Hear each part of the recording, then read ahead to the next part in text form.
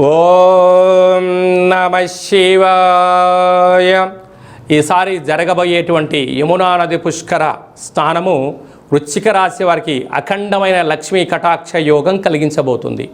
2వ తారీఖు 6వ నెల 2026 నుండి 13/6/2026 వరకు దేవగురు బృహస్పతి ఉచ్చ స్థితిలో కర్కాటక రాశిలో సంచరించబోతున్నాడు. కనుక ఈ పుష్కర మహోత్సవ సందర్భంగా కర్కాటక రాశి వారు ఈ యమునా నది పుష్కరంలో స్నానము చేయడం వలన సకల కర్మలు తొలగించుకొనవచ్చును. ముక్కోటి దేవతలు అందులో ఉండడం వలన సకల ఇహజన్మని, పూర్వజన్మని, సహసజన్మని, సంచిత కర్మ, ప్రారబ్ధ కర్మ, ఆగమిక కర్మలు దోషాలు తొలగించుకోవచ్చు.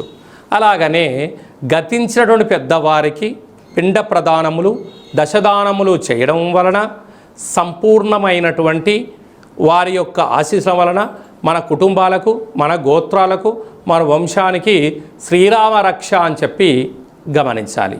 కనుక ఈ వృశ్చిక రాశి జాతకులు ఏ సమయంలో ఏ లగ్నంలో నదిలో దిగాలో తెలుసా? ఎన్నిసార్లు అర్ఘ్యం వదిలిపెట్టాలో తెలుసా? ఏ మంత్రాన్ని ఉచ్చరింప చేయడం వలన దేవగురు బృహస్పతి కాశీలు పొందాలో తెలుసా? అయితే సర్వత్రా విజయం తెలుసుకోవాలి అనుకుంటున్నట్లయితే ఈ కింది నెంబర్ సంప్రదించగలరు. మీ వ్యక్తిగత జాతకం తెలుసుకోవాలనుకుంటున్నారా?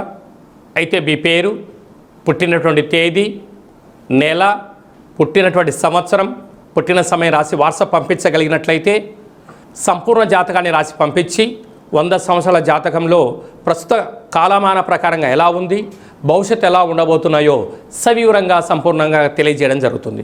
అలాగే డేట్ ఆఫ్ బర్త్లు లేనటువంటి వారికి పేరు యొక్క మొదటి అక్షరాన్ని అనుసరిస్తూ గవళ శాస్త్రం ద్వారా, రమణ శాస్త్రం ద్వారా భూత భవిష్యత్ వర్తమానం తెలియజేయడం జరుగుతుంది. అపాయింట్మెంట్ తీసుకొని సంప్రదించగలరు.